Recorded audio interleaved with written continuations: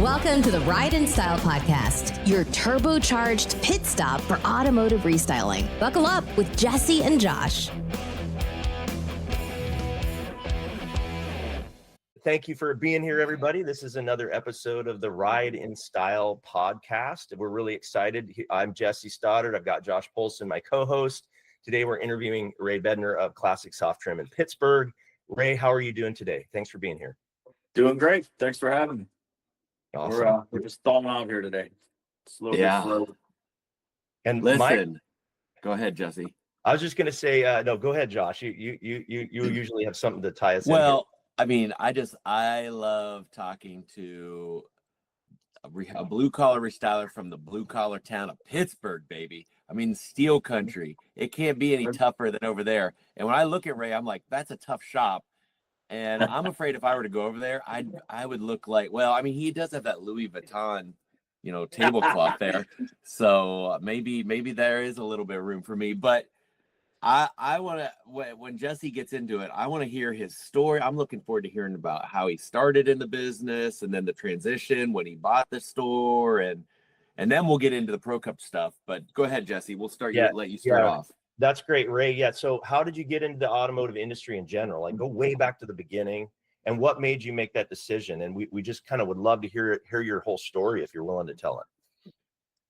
So, like I think I said before, I was a big sports guy. I played baseball in college, and I was after college, I was doing some coaching, and my dad was always in the automotive industry, and I was kind of trying to find my way. So I sold cars for a little while, and then my dad had some friends that worked for Classic Soft Trim, and actually he worked for Classic Soft Trim. So I ended up coming aboard there. I kind of learned the ropes. I actually started in the operations side. I've installed a few sunroofs in my day, a couple, and a little bit on the installations, and just kind of worked my way up. And then when I was with Classic, I was at a couple of different cities. First, I did some operations in Pittsburgh, and then we opened a shop in Harrisburg. I went over there. Then I got into sales. I went over to Baltimore and DC, lived over there for a while. And then after that, I got out of the business for a couple of years, and then ended up getting the fever and coming back. And I've been in Pittsburgh running this shop ever since for about last 15 years. Wow. So wait a minute, let's go back. You said you installed. Now he said he installed sunroofs with a smirk. All right. So I'm gonna push on this. What did you install? Are we talking pop-up or did you actually do a full internal? No, I did some in-builds. I mean, back in the day, they did those big panoramics they came out with for a little while. I remember doing one of those in Baltimore with my guys. Like, hopefully these cars are in the junkyard at this point, but But yeah, I mean, I've got a little bit of experience on the install side. I wouldn't say I'm a master tech by any means, but well, I mean, listen, I was the worst installer there was, so it can't be any worse than me. Did you do leather? Yeah, I've done a little bit of leather. I mean, I'll get out there if we're real busy, and I'll do headrests and maybe a back seat or something. But I'm definitely not a craftsman. Oh yeah, okay, all right. Well, so you can still do it if the guys are like, oh, he doesn't touch a tool or anything. You're like, watch out. Right. Yeah. All right. I like that. That's a fair assessment. So then you moved to Harrisburg and opened up that shop, and then you said you went to Baltimore and sold for them. What did you like? What was the difference between ops and sales? What did you like more? I mean, I'm more of a sales guy. I mean, I'm not a real detail-oriented guy. I'm kind of a ready, shoot, aim type of guy. So I think sales kind of fits me better. But I think my personality kind of led me into that role. I mean, everything's relationships in this business, and I'm kind of I can usually get along with dudes. I'm kind of a guy's guy and can find common ground and go from there. But, makes a big difference. I'm not really a big car guy. I mean, I wouldn't call myself like a true car guy, to be honest. Wow. No, I mean, listen, I hate cars and trucks. I mean, at least you like them. You're just not a diehard. I hate them. I don't even like them. The only reason I have one is because there's no public transportation in Columbus. Like, I don't want to take the bus to work every day, and that's the only reason I have a car. Ray, what would you tell, like when you look back, what would you tell your younger self just getting started out in the industry? Probably run. No. Probably just stay the course. I mean, every no gets you closer to a yes. I mean, I think sometimes when you're young in this business, you get a little jaded hearing no so much. But I think maybe my baseball background helped me with that. You know, like 3 out of 10 is a great day. So just keep pulling in. You know, sometimes your wheel wants you not to go into certain dealerships, but just keep pulling in and keep showing up, and the relationships will come. And then I think, you know, it'll build from there. Cool. Okay. Well, I'll give you one more question, and then Josh might want to chime in. But what's one of the toughest challenges you've faced in the industry? How'd you overcome it? Ooh. There's plenty of them. So I think probably the toughest thing in this industry is finding people. I mean, it's kind of a dying breed. You really have to take care of the people that you have, because it's hard to find new ones. So I think I've tried to be employee focused and tried to be good to my people as much as I can. And I think that's somewhat saved us for now, but we definitely have to find a way to recruit younger people if we're going to survive. What do you think? What advantage do we have in the business, you know, to get younger people versus maybe other industries? So I think we have to play upon the fact that it's kind of cool. I mean, you know, you can make really cool Instagram videos and Facebook and social media, and kids think cars are cool. But the challenge in that is they have to turn a wrench. So like, you got to find somebody that has a work ethic that doesn't just want to be on the Instagram video. Yeah, no, I agree. That's what we got to use. I mean, we're hiring right now, and so I'm interviewing a few people on the phone, and you know, just talking to them, and they think that, yeah, we do the coolest thing, and you know, we use that to our advantage. Like, okay, well, it can be a career working on cool. Oh, that would just be, and we're finding that a lot of the younger generation, I mean, like fresh out of high school, are trying to look to get right straight into the workforce and find something they love, because maybe they've seen an older sibling or their parents that went to college for 16 years and then graduated with a lot of debt and hate their job and this and that. So their parents are like, do what you love. So yeah, I think that's making a comeback. I think we really got to take advantage of that. For sure. Yeah, I agree with that. I mean, you see these kids with even some of the tech schools come out with huge debts, and they want to come out making, you know, a ton of money, and they really don't have any experience yet. And it's kind of a tough gig, but yeah. So what's your biggest, what's your like lay of the land? If somebody goes, okay, what is classic software in Pittsburgh? Obviously leather, because that's kind of in your title, but what else do you guys kind of do that sets you apart from some of your competition? So I think, you know, leather's definitely our bread and butter, like you said, but I think what separates us is the creativity. I think we've always been kind of ahead of the game in certain things, especially in this market. You know, we do some cool different things that people wouldn't try. I mean, different colors, different inserts, different stitching. And then we're not scared to get into new things. We'll do starlight headliners or lifted trucks or anything that we're capable of doing. I usually don't say no. Like we'll learn the lesson the hard way if we have to. But I think our creativity sets us apart. I think we're very creative with the cars. Now we could be better marketing wise and social media wise being creative. I think we need to evolve there. But as far as the cars and our forward thinking, I think that's what separates them. And how about, tell us a little bit more about, like, you know, I know that it's sometimes difficult to deal with dealerships and GMs and sales managers and retail side and fleet. Are you involved in all three, or are you mostly focused on dealerships? And then tell us a little bit about that, like the inner workings of your focus. Like, what are you trying to focus on right now?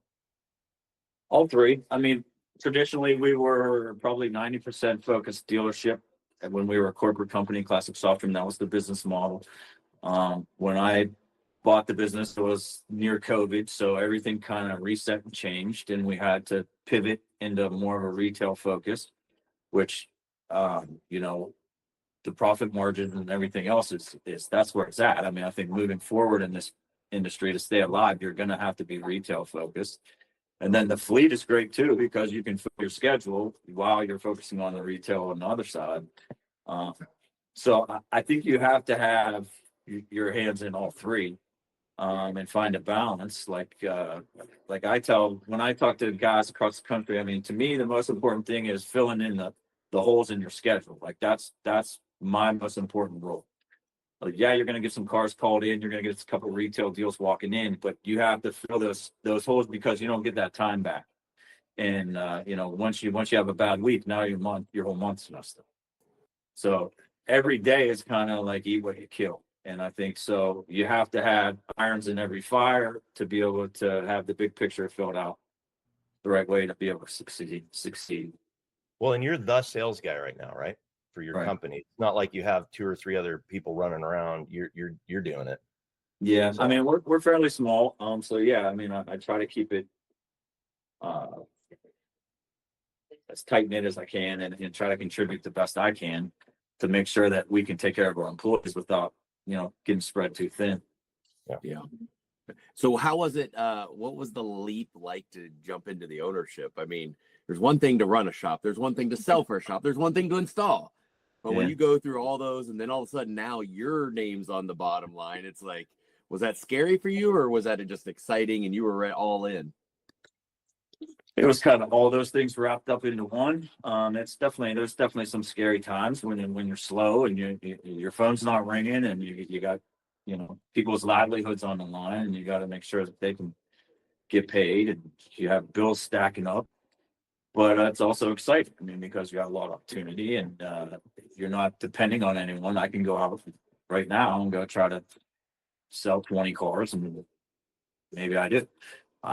It's a lot. It's kind of like sports. I mean, you get what you put into it. So it's not as much scary to me as maybe some people, but it's definitely a challenge. I mean, there's plenty of challenges every day. So the one thing that did help me is Classic Soft Trim was owned in Austin, Texas. So each branch was kind of run as its own unit. So I did kind of run it like an owner. So I had some experience there. No, I obviously didn't have to, you know, if we broke something and it wasn't coming out of my pocket, or you know, things like that. But I did have a good feel of what it was going to take before I jumped in. Gotcha. So you already had, and you already had the contacts, and you already had the business. So it wasn't like you were starting from scratch. So no, for sure. Makes it a little bit easier. I love that analogy he gave Jesse about, you know, really he comes from baseball. So 3 out of 10, 300% is great. I mean, it gets you in the Hall of Fame, right? So Right. that's Yeah, a I mean, I great think way to that's- live when you're selling, and when you're, I mean, I don't know about a tech if they get 3 out of 10, but I think hopefully they get more. But a sales, it's for sure. You get a lot of no's, and to be able to push through that pain, that's a good way to live that way. Yeah. I do want to know if you're thinking of coaching baseball. Are you thinking of coaching baseball at all? Oh yeah, I coach my kids. Yeah, I'm big That's into right. it. Yeah. It's a Little lot of league or fun. select, or what is it over there? Yeah, it's like we're little league. Yeah, but Yeah, my that's- one son's little. He's only 5, and then my older son's going to be 9. So that's starting to get competitive. We're starting to get into the travel and all that stuff. So Oh boy, We're good, lots of man. money and lots of time. yeah, So how was your wife when you're like, okay, I'm buying the business, or I'm doing this? I mean, was she like, nah, you got this, Ray? Or was she like, oh my gosh, what are we doing? you know, it's funny. She's pretty. She's very conservative. But with this, she was full speed ahead. She was on board right away, and she gave a lot of support, and she helps out. It's worked out good. She was actually way more. I guess she believed in me, which is great, because it's worked out. But her personality is very conservative. I thought it was going to take a big sales pitch, but she was right in there, and she actually helped me negotiate the deal. She's a bulldog, so I think we got a good deal to get the business, and she was a big part of it. That's awesome. Nothing like having a great partner right behind you to support and, you know, Yeah. I don't know. My wife I doesn't got want to hear it when I'm things are lucky. I have bad. But two great women in this business. My wife, and then also Paula, who runs the office. She's been, I mean, I couldn't live without her. So I have two women that make this place go. Nice. wow, there you go. Props to them. And shout out. Let's say a shout out, not just Paula, but your wife and your kids. Give us their names and their ages again. Not your wife's age. My wife Come is on. Jennifer. Yeah, Jennifer. She's 20.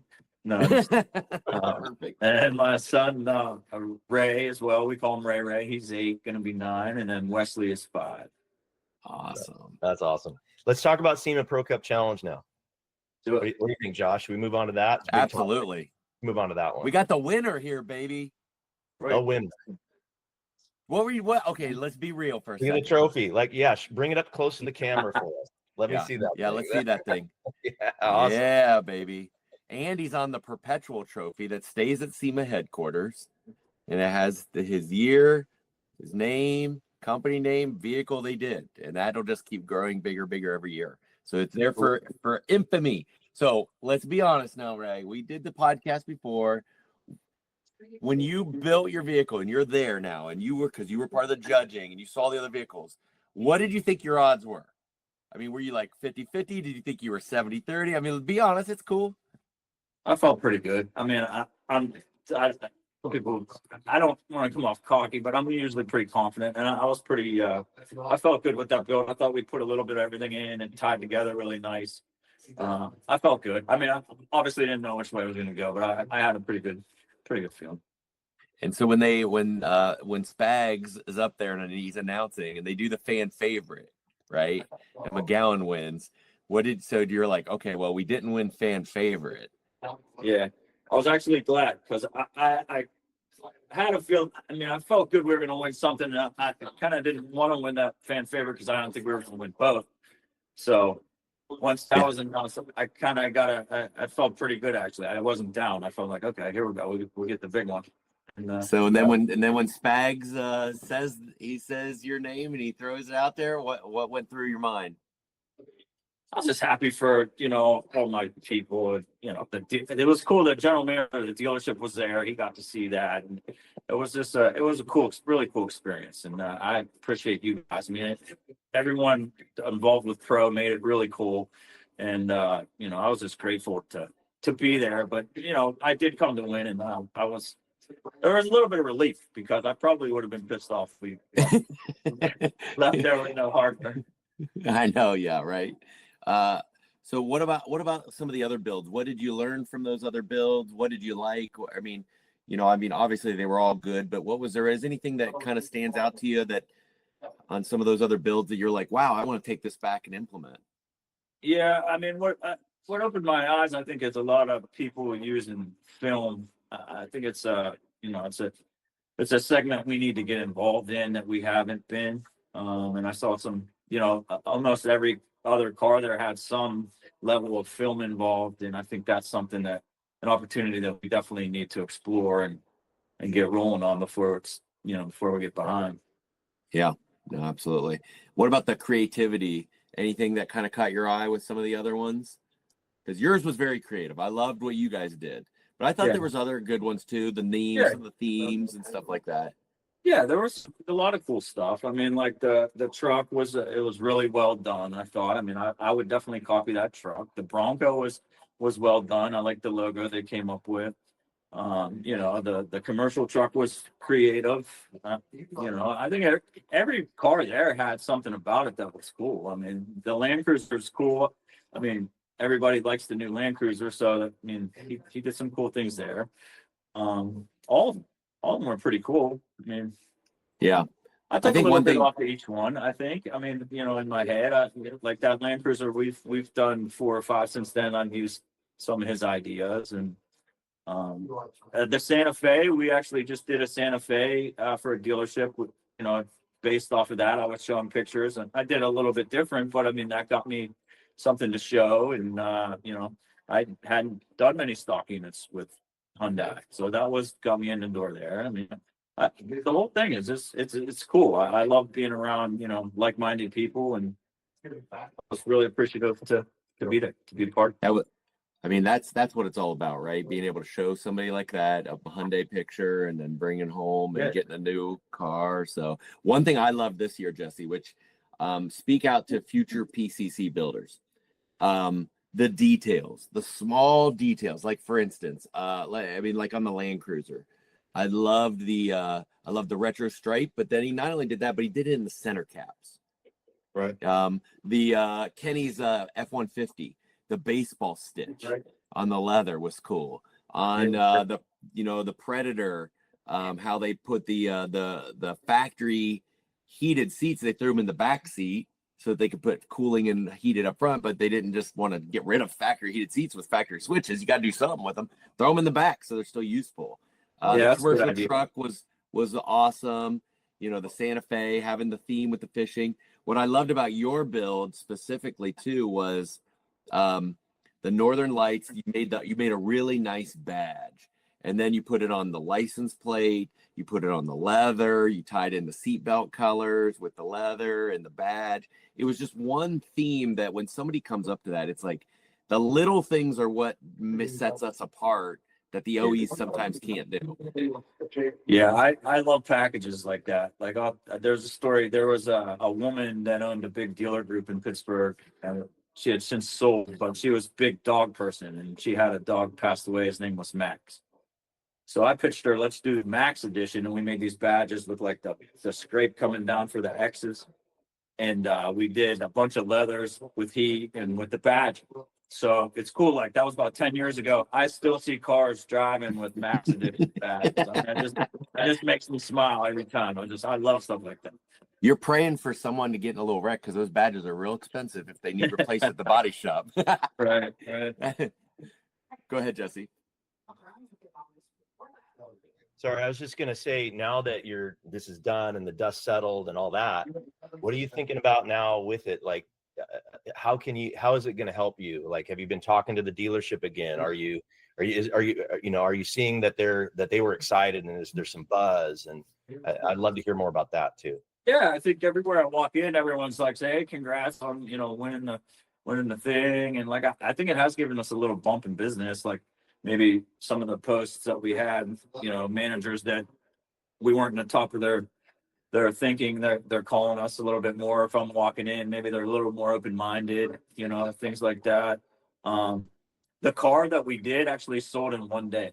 It was on the showroom. Yeah, it sold in one day. It was on the showroom. People came in with a different car to get a hitch put in, and the wife walked by and just couldn't leave without it. They took it that day. With the tent and everything? Everything. I went to their house, showed them how to work everything, like while they already had it, a couple of days after they already had it. And they're all about it. They go camping and they're going to use it all. So worked out. Yeah. You got to keep telling. So dealer's going to do another one too. You got to keep telling that story, right? This car, we did it and it went in one day. Yeah. So Jesse, so one thing for the record too, we're going to be posting the new pics of the builds on PCC, SEMAPCC.com. That's our website. Isn't there a blog on there too, Jesse? Yeah, there is. Yeah, so what we'll do too is we'll send you the link because we'd love for you to put that in the blog that, hey, the winner sold in one day, the dealer was happy, the customer was happy. I was able to get a Santa Fe based off it. We got to get that ball rolling too. Those are the success stories that everybody talks about. Yeah, I mean, it worked out. The dealer made good money. We were taken care of. The customer got a good deal. I mean, everything just worked out perfectly. I mean, I couldn't have asked for a better situation. How that worked out. So what would you tell a builder if they're on the fence about jumping in the competition? Because let's face it, it's like, hey, this is a national competition. I may not get all my money reimbursed for travel, for getting people there. It could be, some expense too. What would you tell somebody? Do it. I mean, it's going to be, it's kind of a once in a lifetime thing. I mean, it's a ton of fun. It's a great organization. I mean, all the people are great. It was, it worked out great. Of course, you're going to have a little adversity, or you may spend some money up front, but everything's going to work out. And, if you have a nice build, it's going to work out. You're going to be made whole and then some with the marketing and everything you're going to be able to do afterwards. Like I still have a ton of marketing I want to do and videos, and I want to get with Jesse and try to, really play off of this and continue to do it. So, I mean, I think, yeah, you might put some money into the car and you might not get it right away, but it's all going to come back. And the experience is 100% worth it. That's awesome. That's great. Well, we definitely appreciate it. And congrats again, dude. It was a great build. Congrats to your team. I love that you brought the team out. I love they were all sitting there. I mean, it was like Camp Pittsburgh over there. Being a Browns fan, I was a little nervous about walking over to you guys, but you guys were all cool, welcoming, and you're like, all right. And then when you won, it was like, oh, awesome for you guys. Yeah, it's going to be like this Sunday. No, well, I mean, I just remember there was a snowstorm where we played. We're gonna get a little slap down, and you we don't have us, anything on the line. Yeah. Revenge game Sunday. We'll see what's Revenge game. Oh, go ahead, Jesse. Let's ask him how to finish up there.